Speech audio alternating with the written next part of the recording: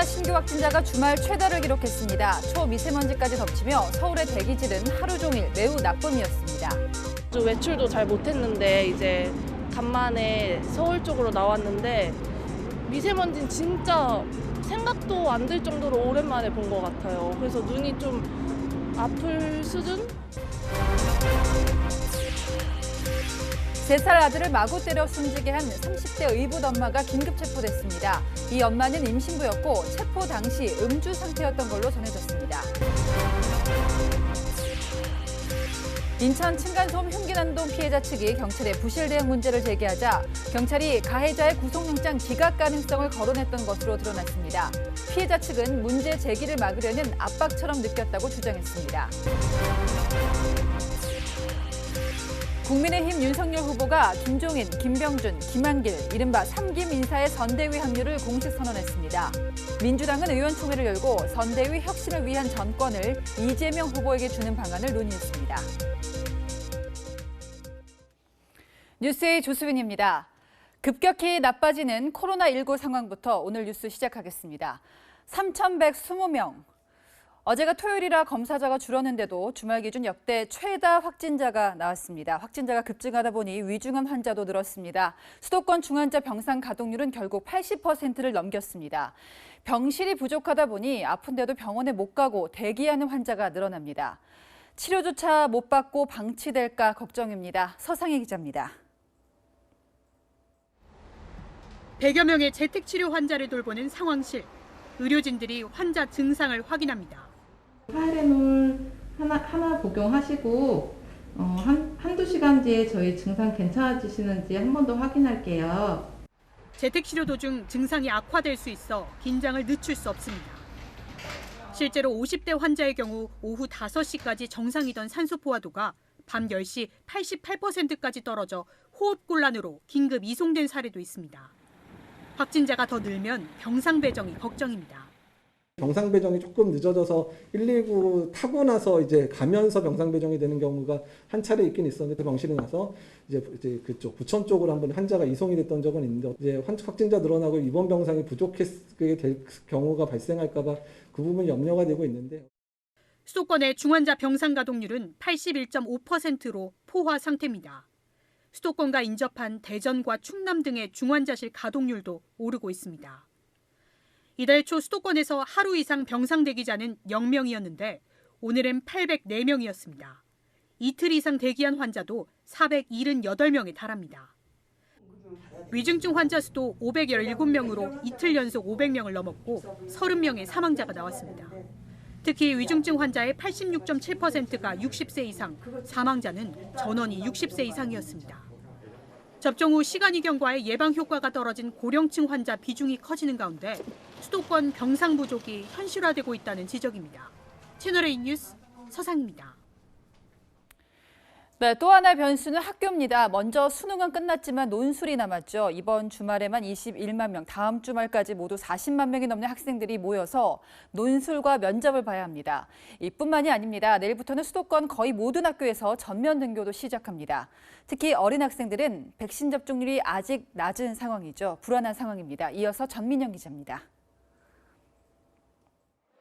대입 논술 시험이 치러진 서울의 한 대학교. 시험이 끝나자 수험생들이 쏟아져 나옵니다. 밖에서 기다리던 학부모들까지 뒤섞여 인산인해를 이룹니다. 또 다른 대학은 교문 앞 도로가 학부모 차들로 마비됐습니다. 생각했던 것보다 사람 더 많이 와가지고 좀 복잡해서 약간 놀랐고 다 떨어져서 앉고 그 창문 열어놓고. 주말인 어제와 오늘 논술과 면접 시험 같은 대학별 고사 응시자는 최대 21만 명. 다음 주말에는 22만 명이 예정돼 있습니다. 코로나19 확진자가 급증하는 상황에서 시험을 치러야 하는 수험생은 걱정이 앞섭니다. 마스크는 쓰고 있다고 하더라도 너무 많은 사람들이 한 곳에 다 밀집이 되어 있으니까 좀 걱정이 되긴 했는데 근데 이제 수험생 입장에서는 시험을 쳐야 되니까. 내일부터는 수도권 지역 유치원과 초중고교도 전면 등교를 시작합니다. 확진자가 쏟아지면서 학부모도 학생도 마음이 놓이지 않습니다. 현재도 학생들이 많이 걸리고 감염이 되고 있는 상황이거든요. 그래서 그런 면에서는 굉장히 좀 걱정은 됩니다. 지금처럼 반에서 확진자가 나오거나 아니면 저희 학교에서 확진자가 나오면 또 자가격리에 들어가야 되니까 그런 부분에서 조금 걱정이 되긴 해요. 지난 11일부터 일주일 동안 하루 평균 학생 330명이 확진됐는데 204명이었던 한 달 전보다 100명 넘게 늘었습니다. 교육부는 일부 과밀 학교의 경우 원격 수업을 병행할 수 있도록 했지만 내일 수도권의 전면 등교 비율은 97%에 이를 걸로 내다봤습니다. 채널A 뉴스 전민영입니다. 인천과 충천 석탄 발전소가 멈춰섰습니다. 오늘 낮 서울 전 지역 초미세먼지 농도가 이렇게 매우 나쁨 기준까지 훌쩍 넘길 정도여서요. 정부가 비상조치를 발동할 수밖에 없었습니다. 인간이 기본으로 누려야 할 숨쉬는 권리가 박탈당하는 겨울이 또 시작됐습니다. 안건우 기자입니다. 광화문 일대를 희뿌연 미세먼지가 점령했습니다. 광화문 광장으로 나가봤습니다. 경복궁나무가 미세먼지에 가려 보이질 않습니다. 작년 이맘때와는 확연히 다릅니다. 신나는 마음으로 왔는데 하늘이 누르니까 약간 답답해요. 광화문이 있는 종로구를 비롯해 서울 전체의 대기질은 온종일 매우 나쁨. 수도권은 물론 대전과 충청 지역도 마찬가지였습니다. 코로나 때문에 자주 외출도 잘 못했는데 간만에 서울 쪽으로 나왔는데 미세먼지는 진짜 생각도 안 들 정도로 오랜만에 본 것 같아요. 그래서 눈이 좀 아플 수준? 미세먼지가 좀처럼 거치지 않자 오늘 아침 6시부터 밤 9시까지 서울을 비롯한 수도권과 충청 지역엔 초미세먼지 위기경보가 발령됐습니다. 올해 하반기 처음으로 비상저감 조치까지 시행되면서 미세먼지를 많이 배출하는 사업장과 공사장의 운영이 제한됐습니다. 중국 등 해외에서 유입된 미세먼지가 국내에서 생긴 먼지까지 만나 대기 정체로 켜켜이 쌓인 게 원인.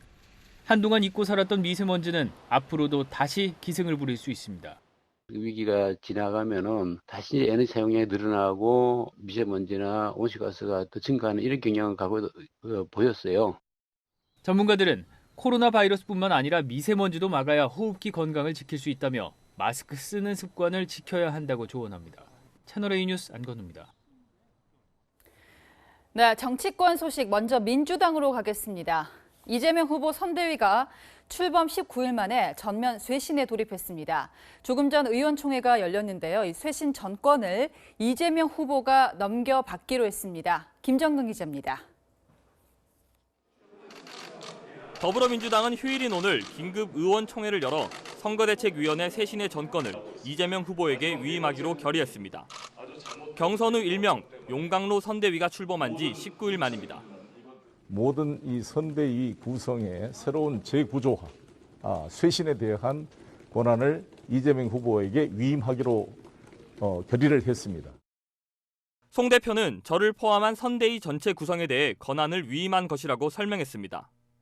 2시간 넘게 이어진 의원총회에서는 의원들이 바닥 민심이 비판적인데 당이 안일하게 대응하고 있다고 비판한 것으로 알려졌습니다. 민주당은 선대위 쇄신을 시작으로 지지율 반등에 총력을 기울인다는 전략입니다. 대한민국 이재명은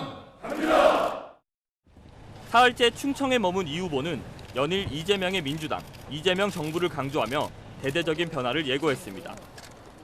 민주당에 동화되는 이재명 후보가 아니라 이재명이라고 하는 대선 후보를 선택해 준 국민과 당원의 뜻에 따라서 민주당도 반성하고 혁신해야 된다.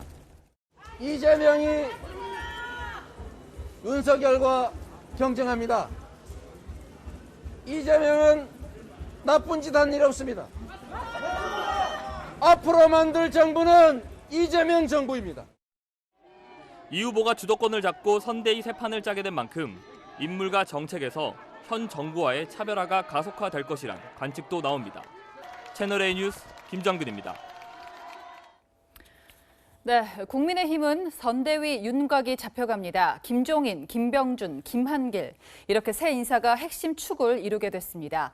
특히 김한길 전 대표는 김대중 전 대통령이 발탁해서 민주당 대표까지 지냈죠. 윤석열 후보가 확장성을 키우는 데 일정 역할을 할 거라는 의견이 많습니다. 조영민 기자입니다. 윤석열 국민의힘 대선 후보는 오늘 김한길 전 새정치민주연합 대표와 회동한 후 기자들과 만나 김종인, 김병준 전 비대위원장과 김한길 전 대표의 선거대책위원회 합류를 공식 선언했습니다. 총괄 선대위원장은 김종인 전 비대위원장님이 맡으시고 또 상임 선대위원장은 김병준 전 비대위원장과 우리 이준석 당대표가 맡으시기로 했습니다. 김한길 전 대표는 후보 직속 기구인 새시대 준비위원회 위원장을 맡습니다.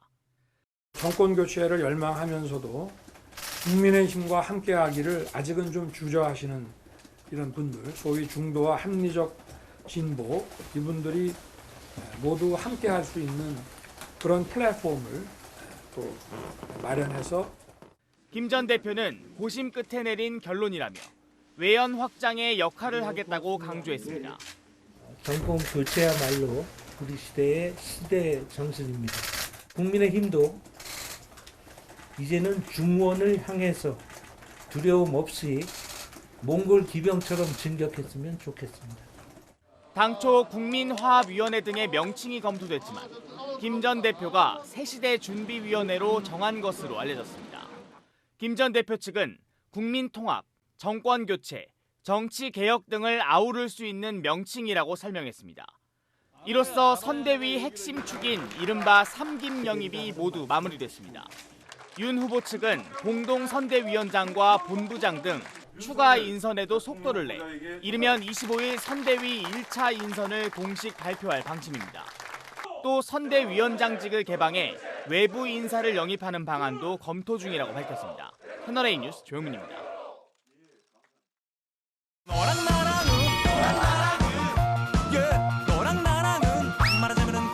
네, 열왕대랑 이민찬 기자가 나왔습니다. 첫 번째 주제 보시죠.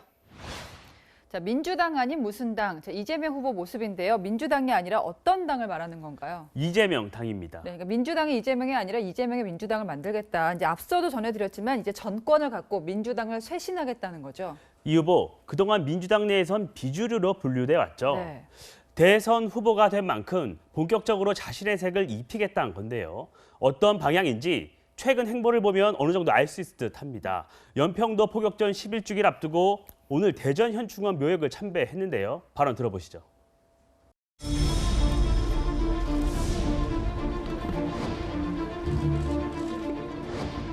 어떤 경우에도 북한의 일방적인 도발에 대해서는 용인하지 않겠다라는 말씀을 꼭 드립니다. 특히 민간인 지역에 대한 도발은 반드시 그에 상응하는 책임을 묻겠다는 말씀을 드립니다. 네, 지금까지 본 민주당 모습하고는 좀 다른 것 같은데요. 지난해 10주기 때 민주당은 뒤늦게 짧은 논평만 냈는데요. 그러니까요. 예. 문재인 대통령은 연차 휴가까지 써서 야당의 비판을 받았습니다. 중도 표심을 염두에 두고 안보에 원칙적이고 강경한 모습을 보이려 한다는 분석입니다. 어제는 통일 지향은 이미 늦었다며 정치적 접근 말고 실리적 접근이 좋겠다는 말도 했는데요. 네. 이년보다 실용적 접근으로 중도, 청년층에 다가가려는 전략으로 읽힙니다. 자, 그중에 하나가 전국민 재난지원금 굉장히 많이 밀어붙였었는데 포기했거든요. 다른 정책도 변화할 가능성이 있습니까? 일단 오늘 발언만 보면 기본소득 정책은 유지될 것 같습니다. 네. 이 후보 오늘 매점 쿠폰을 전교생에게 주는 초등학교를 찾아서 기본소득과 지역화폐의 중요성을 재차 강조했습니다. 2,000원씩 매주 쿠폰 형태로 기본소득을 받고 있어요. 기본 용돈이라고 할 수 있겠네요. 일종의 지역화폐, 학교 지역화폐로 최저선의 삶을 지지하는 그 방식으로는 역시 기본소득이라고 하는 게 중요한 화두가 될 수밖에 없다. 이재명 후보가 연일 강조하는 변화와 혁신, 어떤 행보와 공약으로 구체화될지 지켜보겠습니다. 네. 자, 다음 주제 보겠습니다. 배우자는 어디에? 대선 후보만큼 배우자에 대한 관심이 높은데요. 이재명, 윤석열 후보의 부인이 좀 정반대 행보여서 화제입니다. 먼저 이재명 후보의 부인 김혜경 씨, 낙상 사고 논란 이후 이 후보 일정에 자주 동행하고 있습니다. 예.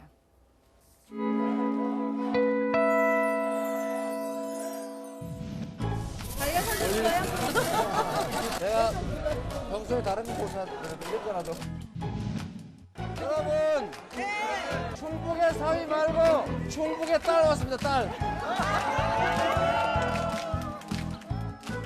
네, 보니까 옷 색깔도 커플룩처럼 좀 맞췄습니다. 이렇게 후보와 부인이 며칠 동안 동행하는 건 좀 이례적인 일이라면서요. 선거운동을 하다 보면 1분 1초가 아깝다 그렇죠. 이런 말들을 많이 합니다. 이 때문에 후보와 후보 부인 동선을 다르게 하는 경우가 많은데요. 지난 대선 때죠. 문재인 대통령의 부인 김정숙 여사는 혼자 호남 지역 목욕탕을 돌면서 선거운동을 했던 일화가 있죠. 네. 다만 이 후보의 경우 낙상 사고 후 떠도는 루머를 불식시키기 위해서 네. 당분간 동행을 택한 걸로 보입니다. 다정한 모습을 더 많이 보이겠다. 윤 후보 배우자는요, 아직까지 공개 행보가 없거든요.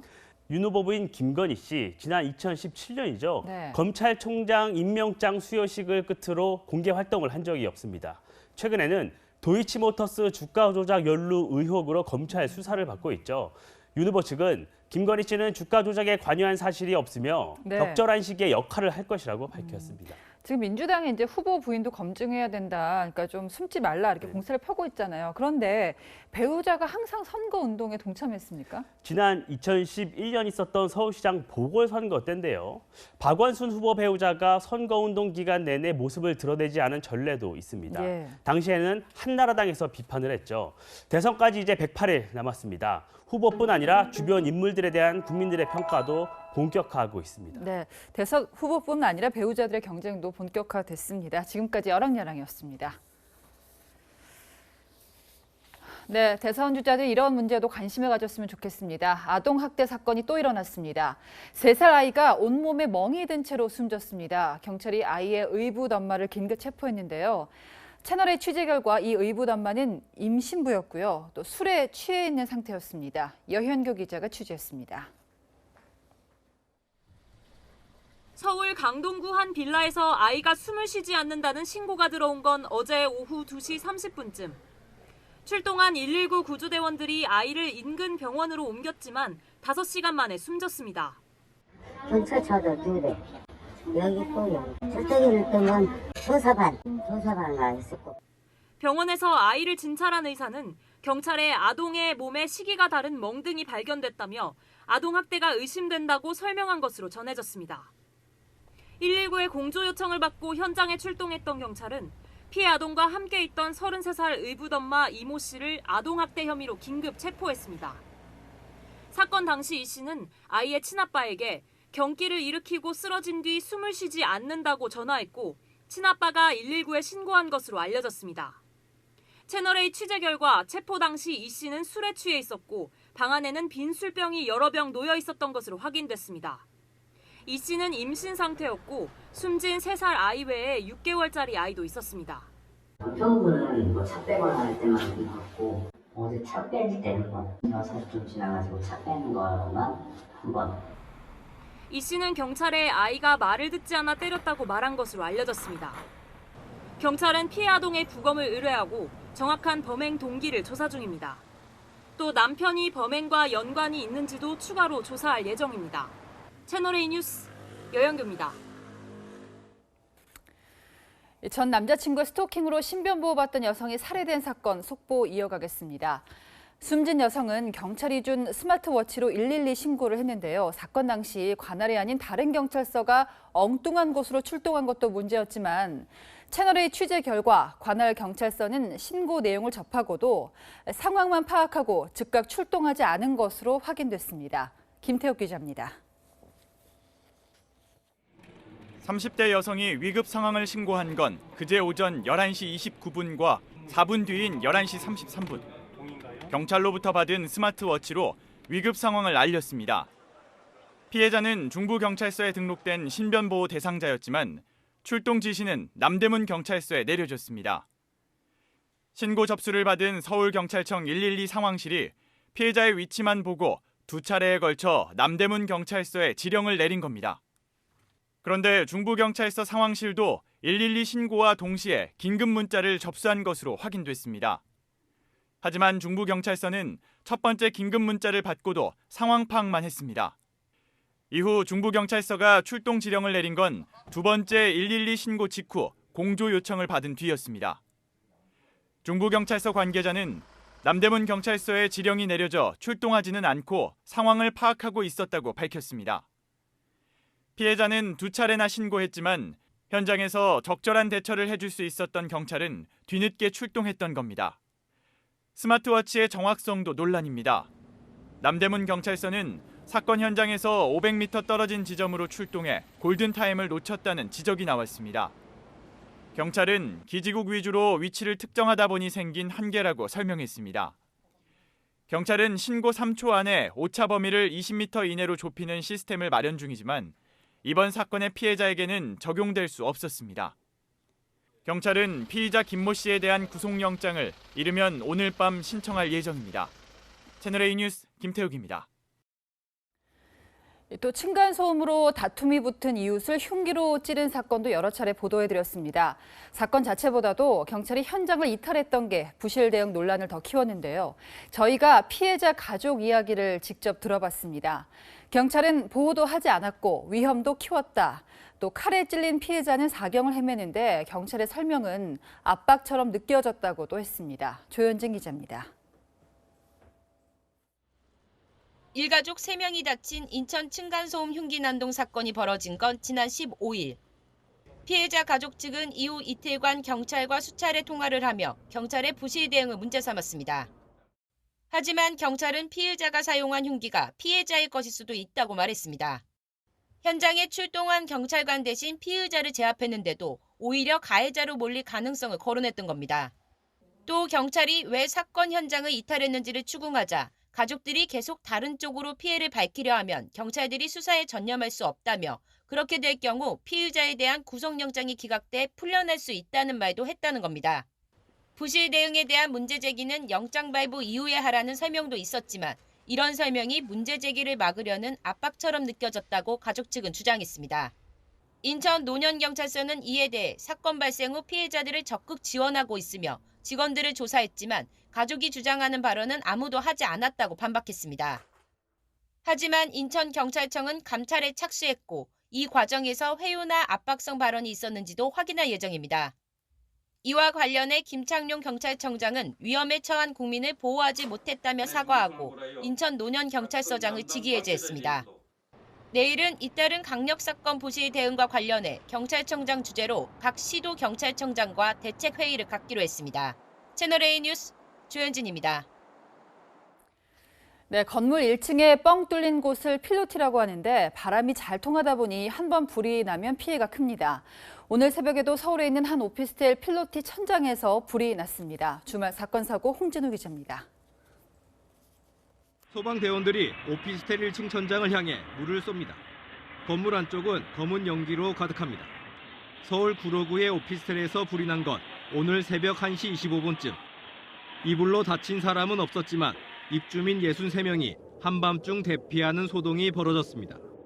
소방당국은 오피스텔 1층 필로티 천장에서 불이 시작된 것으로 보고 정확한 화재 원인을 조사 중입니다. 주민들이 대피한 상태에서 신고를 했어요. 2차 조사를 화요일 날 하기로 해가지고. 오늘 오전 10시 40분쯤에는 서울 관악구 3층짜리 다세대 주택 1층에서 불이 났습니다. 불은 30분 만에 꺼졌지만 집안에서 30대 여성이 숨진 채 발견됐습니다. 경찰과 소방당국은 화재 경위와 여성의 사망 원인을 밝히기 위해 합동 감식을 벌이기로 했습니다. 해양경찰이 배수 펌프를 이용해 노선 밖으로 물을 빼냅니다.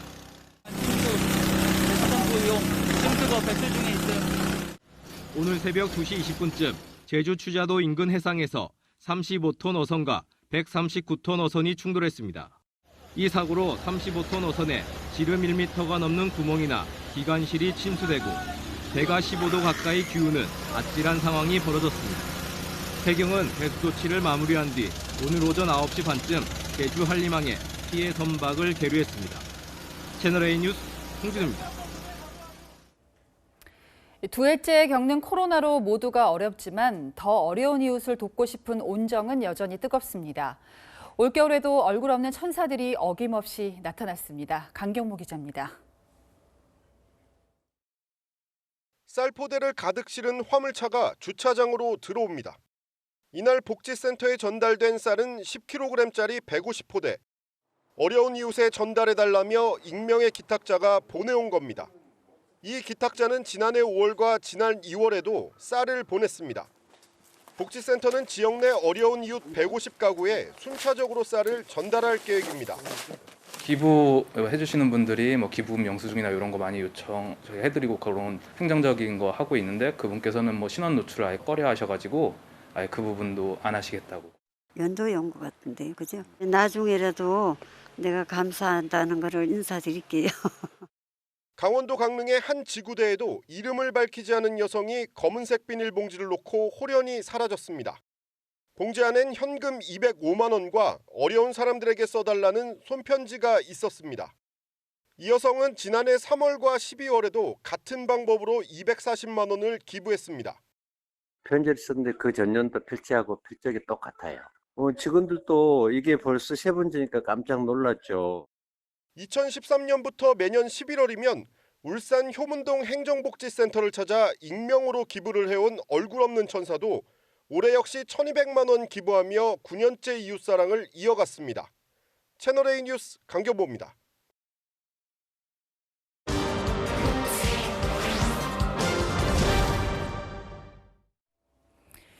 이번처럼 후보 배우자들이 관심받은 대선이 또 있었을까요? 오늘 세계를 보다는 각국 정상들과 행보를 나란히 하는 여성 4명을 조명하겠습니다. 문화 따라 또 개인 따라 천차만별이지만 국격과 표심의 영향력을 갖는 것만은 분명합니다. 서채리 기자입니다. 환한 얼굴로 식당을 나서는 두 여성. 미국의 영부인 질 바이든과 프랑스 브리짓 마크롱 여사입니다. 각각 70세와 68세로 비슷한 나이입니다.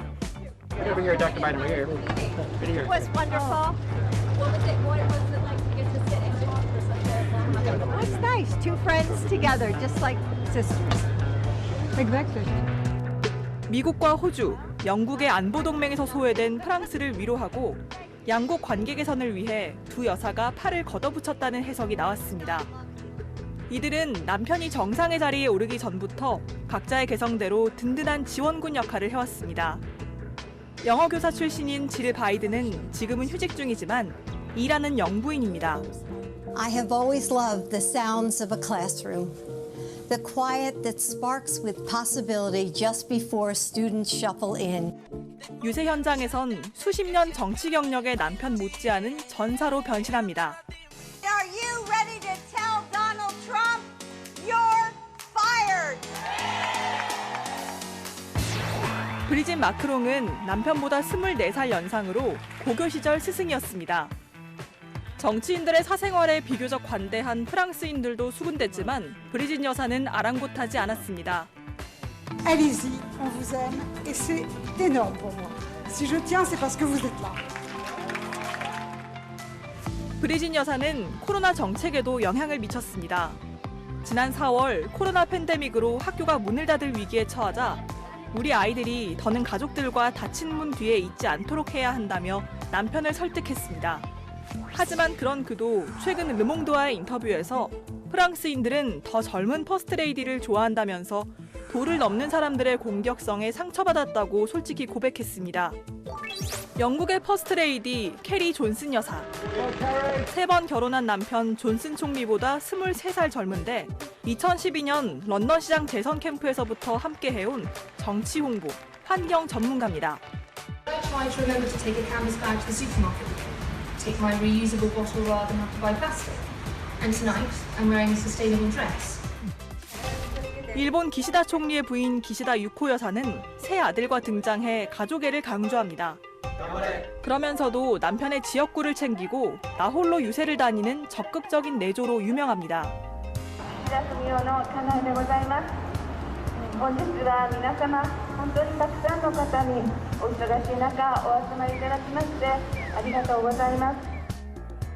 전문가들은 동서양을 막론하고 대통령 배우자의 역할과 위상도 많이 달라지고 있다고 말합니다. 대통령이 그런 목소리라든지 그런 사회 분위기를 잘 모를 때 그런 부분들을 좀 지적해주는 역할, 여론을 수렴할 수 있는 그런 창구가 됐으면 하는 바람입니다. 집에선 배우자로, 선거에선 정치적 동반자로, 때론 반대 목소리도 내줄 수 있는 가족. 우리나라도 내년 3월 대선을 앞두고 배우자의 역할과 활동에 대한 관심이 그 어느 때보다 높아지고 있습니다. 시계를 보다 서채립니다. 흑인 목숨도 소중하다. 이 구호를 외쳤던 미국 청소년이 흑인 청소년에게 무차별 폭행을 당했습니다. 미국에서 인종 혐오, 특히 아시아계 혐오가 얼마나 심각한지를 보여주는 사건. 유승진 특파원이 보도합니다. 흑인 여학생이 아시아계 남학생을 향해 다짜고짜 주먹을 날립니다. 무리를 이룬 흑인 여학생 4명은 아시아계 남학생 3명을 향해 욕설을 하고 삿대질을 합니다. 마스크도 쓰지 않은 채 폭언을 쏟아내지만 피해 남학생들은 마스크를 쓴 채 일일이 대응하지 않습니다. 이를 지켜보던 아시아계 여학생이 말리려고 하자 여학생의 마스크를 벗기고 얼굴을 사정없이 내려칩니다. 구석으로 몰고 가 바닥에 내동댕이 치더니 신발까지 들어 무차별 폭행을 가합니다. 보다 못한 남성이 큰 소리로 외치자 그제서야 폭행도 촬영도 멈췄습니다. 가해자 4명은 모두 10대로 밝혀졌고 가중폭행과 인종적 위협 등의 혐의로 기소됐습니다. 짐 케니 필라델피아 시장은 어떠한 증오 행위도 용납하지 않을 것이라며 엄정 대응을 시사했습니다. 피해 여학생의 가족은 현지 언론 인터뷰에서 흑인 목숨도 소중하다 시위를 지지했던 아이라며 아시아인들의 목숨도 소중하다는 걸 말하고 싶다고 했습니다. 지난 5월 바이든 대통령이 나서 아시아계 증오범죄 방지법에 서명까지 했지만 팬데믹 이후 미국 사회에 뿌리 깊게 박힌 인종 증오는 좀처럼 사라지지 않고 있습니다. 워싱턴에서 채널A 뉴스 유승지입니다. 네덜란드는 일찌감치 오락용 마리화나를 합법화할 정도로 유럽 안에서도 개인의 자유와 다양성을 중시하는 국가로 유명한데요. 코로나 때문이지만 이런 사회를 봉쇄한다면 어떻게 될까요? 불에 타는 거리를 보여드리겠습니다. 박수유 기자입니다. 화염병을 던지고 오토바이에 불을 지르는 시위대. 타오르는 불길에 경찰차도 오도 가도 못한 채 갇혀버렸습니다. 경찰들은 실탄까지 동원해 시위대를 진압했고 부상자가 속출했습니다. 시위대는 백신을 맞거나 안 맞거나 개인의 자유라고 주장합니다. Very important that vaccinated and non-vaccinated, they have to make friendship again. They have to keep together. They don't have to fight with each other. 오스트리아에서는 3만 5천 명에 달하는 인파가 모였습니다. 이들은 국민이 아닌 국경을 통제하라며 불만 섞인 구호를 쏟아냈습니다. 정부가 백신 미접종자에 한해 도입했던 외출 금지 정책을 내일부터 전 국민으로 확대하고 내년 2월부터는 백신 접종 의무화를 시행하기로 하자 반발하는 겁니다. 정부는 이번 시위가 정치적 행사로 변질됐다고 의심합니다. Zu viele politische Kräfte auch in diesem Land, die ganz vehement und massiv und öffentlich dagegen ankämpfen. Das ist verantwortungslos. Das ist eigentlich ein Attentat auf unser Gesundheitssystem. 이탈리아에서도 수천 명이 모여 백신 접종에 반대하는 시위를 벌였고 크로아티아 시위대는 횃불을 들고 조지 오웰의 소설 1984를 빗대 감시 사회를 비난했습니다. Došao sam se boriti za slobodu. Došao sam se boriti protiv fašizma. Došao sam se boriti protiv totalitarizma. 위드 코로나로 자유를 되찾았던 시민들이 겨울 재봉쇄 움직임에 분노를 표출하면서 각국 정부는 고민에 빠졌습니다. 채널A 뉴스 박수유입니다. 점점 공산당 위세가 커지는 중국에서는요, 어떤 사건을 폭로한 당사자들이 실종되거나 입을 닫는 일이 왕왕 있습니다. 이번도 그럴까요? 속단할 수는 없지만 정치권 인사에게 성폭행당했다고 폭로한 테니스 스타의 근황이 공개됐는데 미심쩍다는 반응이 많습니다. 김윤수 기자입니다. 오늘 오전 베이징에서 열린 유소년 테니스 대회 결승전. 장내 아나운서가 운동복을 입은 펑샤이를 소개하자 환하게 웃으며 인사합니다.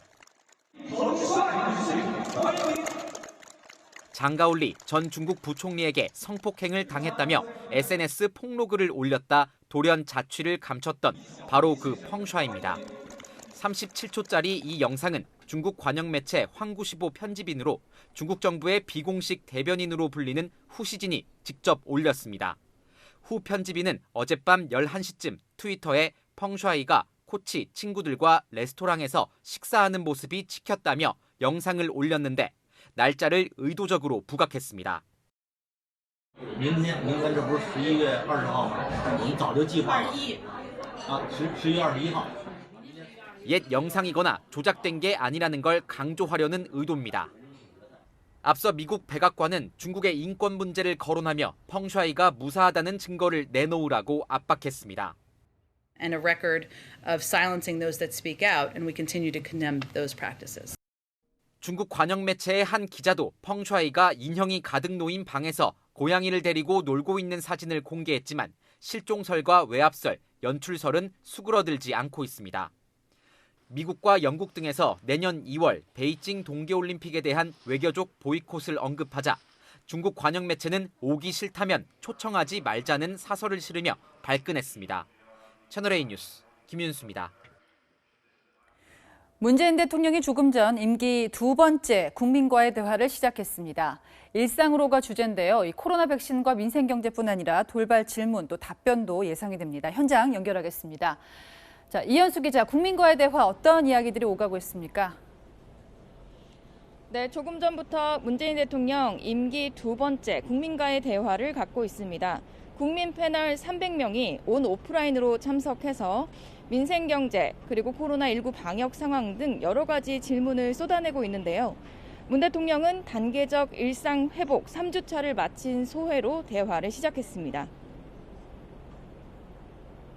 일상 회복이 된 덕분에 저도 오랫동안 국민들과 직접 소통할 수 있는 기회를 갖지 못하다가 오늘 이런 기회를 갖게 되어서 아주 기쁩니다.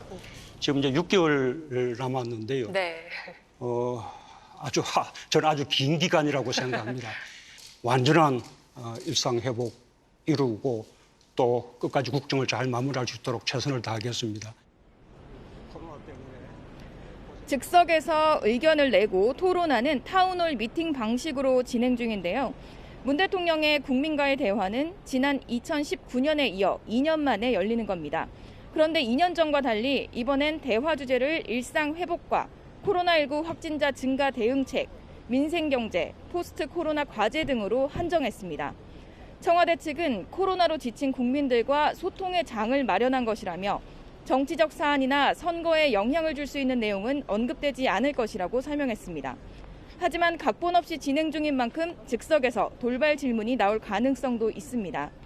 참석자는 성별과 연령, 지역 등을 고려해 여론조사 전문기관이 선정했는데 백신 접종을 완료한 200명은 현장에서, 미접종자 등은 화상으로 참여합니다. 조금 뒤 저녁 8시 50분까지 100분 동안 진행되고 채널A 뉴스 유튜브 채널에서도 시청하실 수 있습니다. 지금까지 채널A 뉴스 이현수입니다. 시속 270km 아찔한 속도 경쟁이 펼쳐지는 무대죠. 슈퍼레이스 챔피언십이 오늘 막을 내렸는데요. 이번 시즌 가장 빠른 챔피언은 누구일까요? 정인철 기자입니다.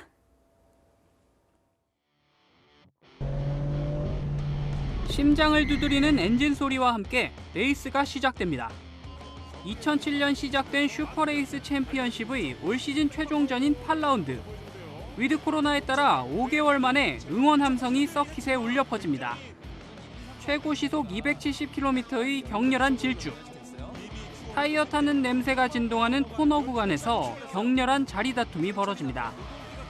충돌로 차체가 돌아가는 아찔한 상황도 벌어집니다. 시즌 챔피언은 최강자 김종겸의 몫이었습니다. 김종겸은 레이스 초반 상대 견제에 좀처럼 치고 나가지 못했지만 5번째 바퀴에서 5위로 올라선 뒤 속도를 끌어올려 2위로 레이스를 마쳤습니다.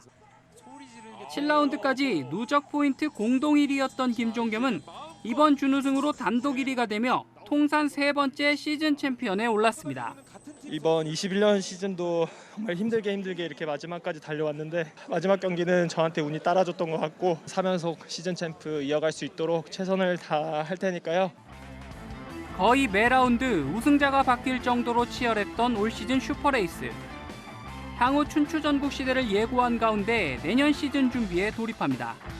채널A 뉴스 정인철입니다.